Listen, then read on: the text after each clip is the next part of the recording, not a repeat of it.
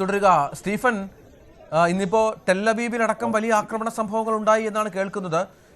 ഒരാൾ കൊല്ലപ്പെട്ടു എന്നുള്ള വിവരങ്ങളൊക്കെ പുറത്തു വരുന്നുണ്ട്. കുറച്ചുകൂടി ഇറാന്റെ ആക്രമണം കടുക്കുന്നുണ്ടോ ആ മേഖലയിൽ? ഇന്ന് തന്നെ വേണമെന്ന് പറയാൻ രഞ്ജിത്തെ. കാര്യം എന്ന് പറഞ്ഞാൽ ഇന്നലെ രാത്രിയാണ് ഈ സംഭവം ഉണ്ടായത്.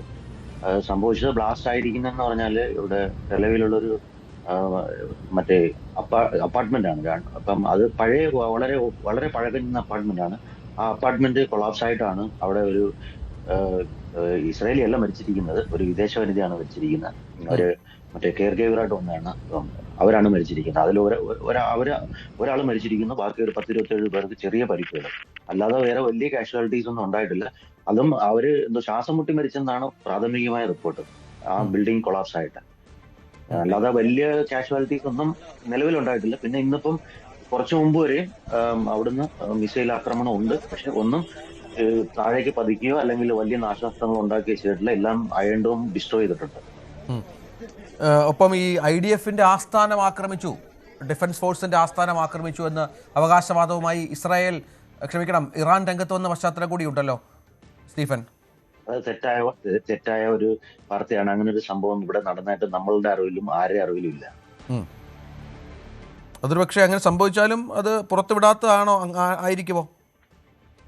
അങ്ങനെ ഒരിക്കലും ഇല്ല. ഇസ്രായേലിന്റെ സംവിധാനം അനുസരിച്ചിട്ട് അവരുടെ ബേസ് ക്യാമ്പ് ഒന്നും അങ്ങനെ ഇറാന്റെ മിസൈൽ, അങ്ങനെയാണെങ്കിൽ ഇന്നലെ രാത്രിയും ഇന്നുമായിട്ട് വന്നിരിക്കുന്ന മിസൈൽ എന്ന് പറഞ്ഞാൽ ഒരുപാട് പ്രാവശ്യം അവരുടെ ബാലിസ്റ്റിക് മിസൈൽസ് ഇങ്ങോട്ട് ഇട്ടിട്ടുണ്ട്. അതെല്ലാം അവരെ ആകാശത്ത് വെച്ച് തന്നെ ഡിസ്ട്രോയ് ചെയ്തിട്ടുണ്ട്. നിങ്ങൾക്ക് കൂടുതൽ അലേർട്ടുകളൊക്കെ വരുന്നുണ്ടോ സ്റ്റീഫൻ? ഇപ്പം കുറച്ച് സംവിധാനം, അതായത് IDFന്റെ ഭാഗത്തുനിന്ന് ഉണ്ടായിരിക്കുന്ന അലേർട്ട് സംവിധാനം കുറച്ചുകൂടെ കൂടിയിട്ടുണ്ട്. കുറച്ചുകൂടെ ആക്യുറസിയും കുറച്ചുകൂടെ ടൈമിങ്ങും നമുക്കുണ്ട്. അതൊന്ന് അപ്ഡേറ്റ് ചെയ്തിട്ടുണ്ട് ഈ അടുത്ത സമയത്ത്. അതുകൊണ്ട് നമുക്ക് കറക്റ്റ് ആയിട്ട് അപ്ഡേഷൻസ് കിട്ടുന്നുണ്ട്. പിന്നെ ആരും അത്ര ഇവിടെ രഞ്ജിത്തിന് അറിയാലോ, ഇവിടുത്തെ സിറ്റുവേഷൻ അറിയാലോ. ഇവിടെ എല്ലാവരും അതുമായിട്ട് പൊരുത്തപ്പെട്ടു പോകുന്ന ആൾക്കാരാണ്. അവർക്കിതൊരു വലിയൊരു സംഭവമേ അല്ല. ഇന്നലെയൊക്കെ അവിടെ അവധി ദിവസമായിരുന്നു, ഇന്നിപ്പോ വർക്കിംഗ് ഡേ ആണോ? ഇന്നിപ്പം ഭാഗികമായിട്ടാണ്. സ്കൂൾസ് ഒന്നും ഇല്ല. പിന്നെ എയർപോർട്ട് ക്ലോസ് ചെയ്തിട്ടുണ്ട്. അതുകൊണ്ട് എയർപോർട്ടിൽ ജോലിയുള്ളവർ, നമ്മൾ ഒരുപാട് മലയാളി സുഹൃത്തുക്കളൊക്കെ എയർപോർട്ടിൽ ജോലി ചെയ്യുന്നുണ്ട്. അവർക്ക് ആർക്കും ജോലിയില്ല. എയർപോർട്ടിന് തുറക്കുന്നതിന് വരെ അവർക്ക് ജോലിയില്ല. അങ്ങനെ ചില മേഖലകളെല്ലാം ജോലിയില്ല. ബാക്കിയെല്ലാം സാധാരണ പോലെ തന്നെയാണ്. എല്ലാം സാധാരണ പോലെ പോകുന്നുണ്ട്. സാധാരണ തന്നെ പോകുന്നുണ്ട്. വേറെ പ്രശ്നങ്ങളൊന്നും നിലവിൽ ഇതുവരെ ഇല്ല. അലേർട്ട് വരുമ്പോൾ മാത്രം നിങ്ങൾ ബങ്കറുകളിലേക്ക് മാറും പതിവ് പോലെ തന്നെ. അതിനുശേഷം നിങ്ങളുടെ ജോലികളിലേക്ക് കടക്കും. കെയർ ഗവേഴ്സ് ഒക്കെ ആണല്ലോ കൂടുതലുള്ളത്. അവർക്കൊക്കെ അവരുടെ ജോലികൾ സുഗമമായി നടത്താനുള്ള സാഹചര്യമുണ്ട്. അതെ, ഈ രഞ്ജിത്ത് ഈ പറഞ്ഞില്ലേ, ബങ്കർ റൂമിനെ കുറിച്ച് തന്നെ നമ്മളുടെ ഈ ജനങ്ങൾക്ക് ഒരു തെറ്റായ ധാരണയുണ്ട്. അവരുടെ ധാരണ എന്ന് പറഞ്ഞാല് ആൾക്കാർ അതിനകത്ത് ഫുൾ ടൈം ആണ് എന്നുള്ളതാണ്. ഞാൻ വേണമെങ്കിൽ ഇപ്പം ഞാനിപ്പം ജോലി ചെയ്യുന്ന പുതിയൊരു രഞ്ജിത്തിനറിയാം. രഞ്ജിത്ത്, ഞാനിപ്പോ പുതിയ സ്ഥലത്താണ്. അപ്പൊ ഞാനിവിടെ വന്നപ്പോഴത്തേന് ഈ ഈ ഈ ബിൽഡിങ്ങിലുള്ള ഒരു ബങ്കർ റൂമാണ് എന്റെ ബെഡ്റൂം. ആൾക്കാർ തെറ്റായ ചില ധാരണയുണ്ട്. ഞാൻ വേണമെങ്കിൽ അതിനെക്കുറിച്ച് ഒന്ന് റിവീൽ ചെയ്യാം. ഞാൻ ഇപ്പോൾ ഇരിക്കുന്ന ഈ റൂം എന്റെ ഈ ബിൽഡിങ്ങിലെ ബങ്കർ റൂമാണ്. അതാണ് എന്റെ ബെഡ്റൂം. അപ്പം ആൾക്കാരുടെ ഒരു ധാരണയുണ്ട് ഇവിടെ യുദ്ധം വരുമ്പോഴത്തേന് എല്ലാവരും ബങ്കറിനകത്ത് പോയി ഒളിച്ചിരിക്കുക. ഒന്ന് ആ മൊബൈൽ ഒന്ന് സൂം ചെയ്ത് ഒന്ന് ആ ബങ്കർ ഒന്ന് കാണിക്കൂ സ്റ്റീഫൻ, എല്ലാവരും കാണട്ടെ. ഇതാണ് ആ ബങ്കറിന്റെ റൂമിന്റെ ഇവിടെയാണ് എന്റെ ബെഡ്റൂം. ഇതിന്റെ ഒരു സെക്യൂരിറ്റി എന്ന് പറഞ്ഞാൽ ഇതാണ് എന്റെ വിൻഡോ. ഈ വിൻഡോയില് ബിൽഡിങ്ങിന്റെ കൺസ്ട്രക്ഷൻ എന്ന് പറഞ്ഞാൽ രഞ്ജിത്തിന് അറിയുന്നത് ഇത്രയും കനത്തിലുള്ള ഇരുമ്പിന്റെ ഷീറ്റാണ് ഫുള്ള് ഭിത്തിയിലെല്ലാം. ഇതാണ് ഇതിന്റെ ഈ പറഞ്ഞ, ഞാൻ ബാക്ക് ക്യാമറ ഇടൂ. അല്ല ഇങ്ങനെ കാണിക്കാം ക്യാമറ. ഇതാണ് എന്റെ ഇത് ജനലിന്റെ പാളി. ഇത് ഇത്രയും കനം ഉണ്ടാവും. ഇത് മെറ്റലാണ്. പിന്നെ ഇതിന്റെ ഈ ഭിത്തി ഇത് മെറ്റലാണ്. അപ്പൊ ഇതാണ് അതിന്റെ ഒരു വെന്റിലേഷൻ. ഇനി ഇതാണ് റൂമിന്റെ മൊത്തത്തിലുള്ള സ്ട്രക്ചർ. എയർ കണ്ടീഷണറാണ്. പിന്നെ ഇതിന്റെ ഇതിന് 2 ഡോർ ഉണ്ട്. ഇതൊരു ഡോറ്. ഇതാണ് മെയിൻ സേഫ്റ്റി റൂം. ഇത് മെറ്റലാണ്. ഇത് ക്ലോസ്, ഇത്രയും കനമുള്ള മെറ്റലാണ്.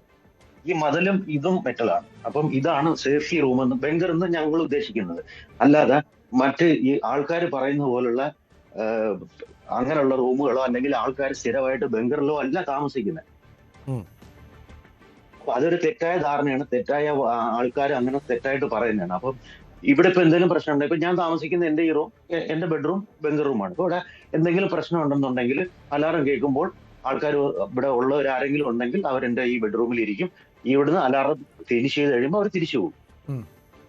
അവിടെ എല്ലാ ഭക്ഷണവും എല്ലാ സംവിധാനം ഉണ്ട് താനും അല്ലേ? അത്യാവശ്യം വേണ്ട ഭക്ഷണവും വെള്ളവും ഒക്കെ ഉണ്ട് താനും. അത് എല്ലാം ഈ വീട്ടിൽ തന്നെ ഉണ്ട്. ആ. അപ്പം ഇങ്ങനെ വീടുകളിൽ ഇല്ലാത്ത ബങ്കർ എന്ന് പറയുമ്പോഴത്തേന് ഇപ്പൊ ഇവിടെ തന്നെ പുറത്തേക്ക് പോകുമ്പോൾ അവിടെ പബ്ലിക് എല്ലാം ഗ്യാദർ ചെയ്യുന്ന ഒരു പ്രത്യേക ഏരിയയിൽ ഒരുപാട് ആൾക്കാർക്ക് ഇരിക്കാനുള്ള ബങ്കർ ഉണ്ടാവും. അവരതിനകത്ത് കയറുന്നു, അലാറം വീണ് കഴിയുമ്പോൾ അവർ തിരിച്ചു പോകുന്നു. അല്ലാതെ ആൾക്കാർ വിചാരിക്കുന്ന പോലെ ഇവിടെ ബങ്കറിനകത്ത് ആരും മാസങ്ങളോളോ ദിവസങ്ങളോളോ ഇരിക്കുന്നില്ല. അവർ ആ ഒരു 3 മിനിറ്റ് സമയം കഴിയുമ്പോഴത്തേന് അതിന്റെ മൊത്തം പരിപാടി കഴിയും. കാര്യം കണ്ടിന്യൂസ് ആയിട്ട് ഇല്ലല്ലോ. ഇല്ല. കണ്ടിന്യൂസ് ആയിട്ട് ഫയറിങ്ങോ കണ്ടിന്യൂസ് ആയിട്ട് പ്രോബ്ലംസോ ഉണ്ടാവുന്നില്ല. ശരി സ്റ്റീഫ, തിരിച്ചു വരാം. ധനേഷ്, ഇപ്പോൾ ദുബായിലും നിന്നുമൊക്കെ മറ്റ് ധനേഷിൻ്റെ സംഘടനയുമായിട്ടൊക്കെ ബന്ധപ്പെട്ട് പ്രവർത്തിക്കുന്ന ആളാണല്ലോ. ദുബായ്, ഈ ബഹ്റിനിലല്ലാതെ മറ്റ് സമീപത്തുള്ള GCC രാജ്യങ്ങൾ, അവിടെ നിന്നൊക്കെ വരുന്ന വിവരങ്ങൾ എന്തൊക്കെയാണ്? ഇപ്പോൾ ദുബായിൽ നിന്നൊക്കെ നമുക്ക് ചില വിഷ്വൽസ് കിട്ടുന്നത് ഈ പറഞ്ഞതുപോലെ ചില ഷാർജയിൽ നിന്നൊക്കെയുള്ള വിഷ്വൽസൊക്കെ നമുക്ക് ലഭ്യമാകുന്നുണ്ട്. അതിലൊക്കെ ചില പുകപടലങ്ങളൊക്കെ വലിയ തോതിൽ കാണാൻ പറ്റുന്നൊരു പശ്ചാത്തലമൊക്കെയാണ്. അങ്ങനെ ചില പ്രശ്നങ്ങൾ റിപ്പോർട്ട് ചെയ്യപ്പെടുന്നുണ്ട്. നേരത്തെ ധനേഷ് പറഞ്ഞതുപോലെ ജാഗ്രത കാട്ടി മാറി നിൽക്കുക എന്നതിനപ്പുറം മറ്റ് പ്രശ്നങ്ങളൊന്നും ഇല്ലെന്ന് കരുതാം അല്ലേ? അതെ, തീർച്ചയായിട്ടും. ഇപ്പൊ നമ്മൾ കാണുന്ന ഇപ്പൊ ഏറ്റവും കൂടുതൽ എനിക്ക് തോന്നുന്നത് രാത്രി വന്ന വിഷ്വൽസ് കൂടുതലും ഖത്തറുമായിട്ട് ബന്ധപ്പെട്ടായിരുന്നു. അപ്പൊ ഖത്തറിലാണെങ്കിലും ഈ സിവിലിയൻസ് താമസിക്കുന്ന സ്ഥലങ്ങളല്ലാതെ ഒരു പ്രധാന ബിൽഡിങ്ങുകൾ അല്ലെങ്കിൽ കൊമേഴ്ഷ്യൽ ബിൽഡിംഗ് ഇങ്ങനെയുള്ള സ്ഥലത്തേക്കാണ് കൂടുതലായിട്ടും ഇന്നലെ രാത്രിയിലും ഈ ഡ്രോൺ ആക്രമണം ഉണ്ടായിട്ടുള്ളത്. അപ്പൊ അവിടെ നിന്നും നാശനഷ്ടങ്ങളോ അല്ലെങ്കിൽ ആളുകൾക്ക് ആളപായമുള്ളതായിട്ട് റിപ്പോർട്ട് ചെയ്തിട്ടുമില്ല.